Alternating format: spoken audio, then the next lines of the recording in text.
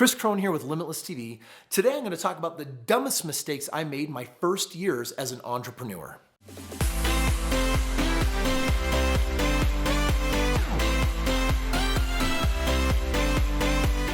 One of the scariest moments in my life.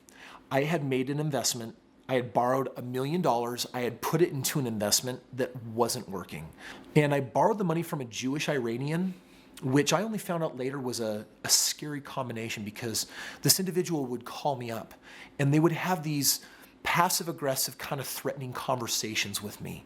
And I know what it feels like to be behind the eight ball with a large sum of money and scared because the person on the other end of the line was saying these things like, Kris, you know how important it is for me to get my money, right? You know the kind of things that might happen if I don't get my money, right? And that was a period in my life many years ago where I was living in fear. And I'll never forget one day being at my work office and I saw this black Suburban pull up that it looked new. It was all tinted windows. And these four Middle Eastern men got out in sharp dress suits, black sunglasses, and briefcases. And I kid you not, the first thought going through my mind was, they're here to kill me. Like, I'm getting knocked off. Like, my life is not worth $1 million and I haven't found a way to pay this thing back. And I was terrified. And I remember that they came walking in the building and I was sitting in my office and I saw them, the four of them approach the front desk and I just kind of peeked, literally bending down, crouching low, looking down the hall, peeking, wondering, were they going to be sent my way? Should I be in this office? Should I run? What should I do? Only to find out that they were there during a lunch break to sell custom-made suits. Oh, man. It was seriously one of the biggest reliefs of my life. I've made many mistakes as an entrepreneur, and there's a lot of value that I've created for a lot of people. And today I want to see if I can share some things with you that can keep you from maybe making some of the common mistakes, certainly mistakes that I've made. To me, being an entrepreneur is about sales and numbers and things that you can measure and things that you can really develop some indicators for to determine whether you're successful or not. And the reality is everybody wants to give you advice. And if you open yourself up to listening to everybody, you're going to make mistakes because there's a lot of people offering advice that don't have what you want, don't know how to get what you want, and they're in process just like you are, falling on their face. So one of my first rules that I just want to share right now is take advice from someone that has the life that you want and take advice from someone that has the results that you want. In fact, the more they have results beyond what you want, the better. This is going to require you to shift your mind from an employee to an entrepreneur. Because the problem with employees is that we show up at a job, we clock in, check out, 9 to 5, we expect our check. And what that employee mindset does is that instead of being open to advice from the right people, instead of going outside the box, we just become programmed to become yes men and yes women and saying yes to everyone around us. And that's another one of the problems. So we're getting advice from the wrong places and we're not really taking ownership of our life. We're not taking accountability. Make no mistake that when you're an entrepreneur, you're responsible for creating your paycheck.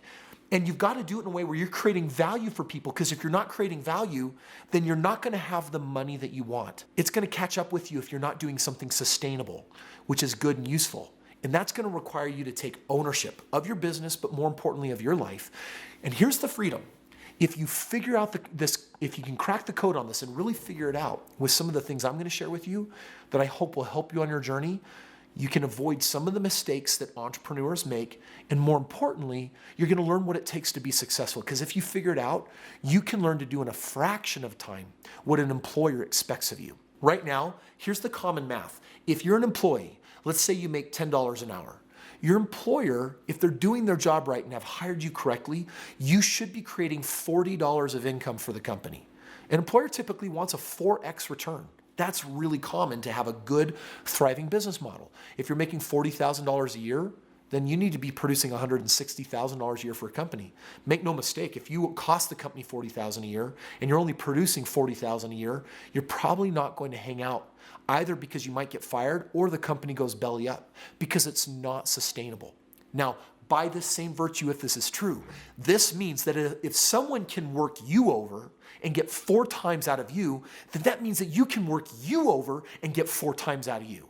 Which means that every one of us, no matter the amount of money, if you're making $100,000 a year, then someone else has likely cracked the code on how to extract $400,000 from you by employing you.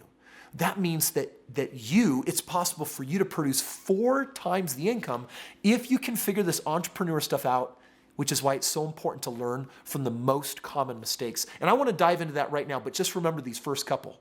Only take advice from the people that have what you want, are successful the way you want, have produced the results that you want. And the other one is to abandon the employee mindset of waiting for someone to give you a sale, waiting for someone to tell you what to do, waiting.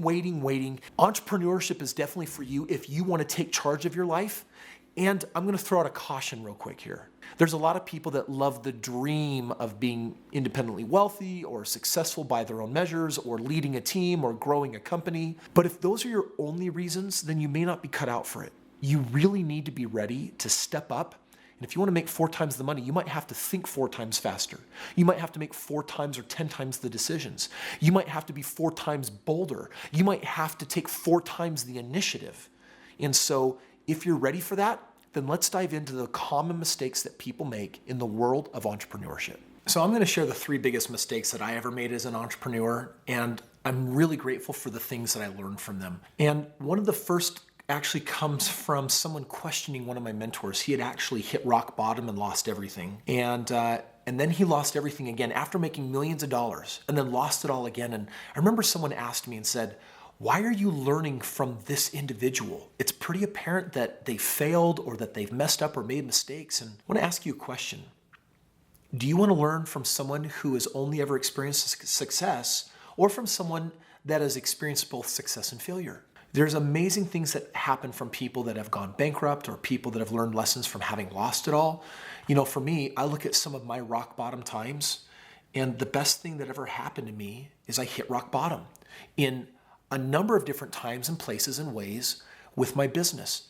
Rock bottom is a very powerful way to clean up your marketplace, to clean up your mistakes, and for you to evaluate and get feedback on what didn't go that well. Now, a mistake when you're on bottom is to spend your time doing shame and guilt and self-judgment and how I messed up. There's lessons to be learned, and that's the real value. The second thing that I've learned as far as making big mistakes as an entrepreneur is there was a time when I thought I knew everything.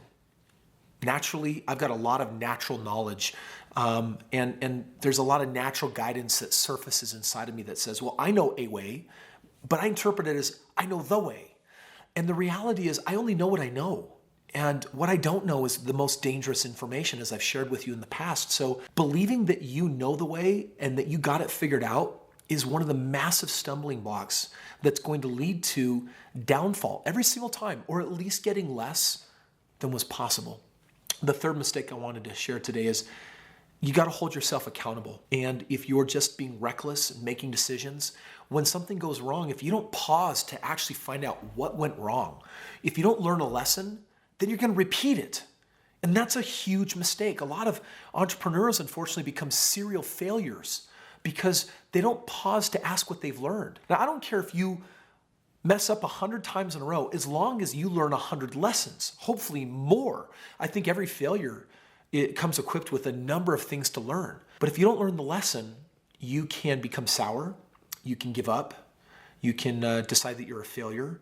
And a lot of this happens far too often, far too prematurely. In fact, you might be watching this thinking, oh yeah, Kris, I've judged myself. I've been hard on myself. I've given myself the 3rd degree. When you do that, I'm not saying that it's a wrong thing to do or that you can't do it. What I am saying is that I hope you move past that part and get to the valuable part. So I guess the 3 biggest things that I want to share today is learn from your mistakes.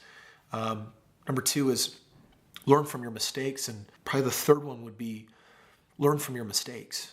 And if you're doing that, then you're acquiring the knowledge of what it really takes to get where you want to go. If you're comfortable sharing your mistakes, go ahead and comment below, right? I mean, seriously, I laid it all out there.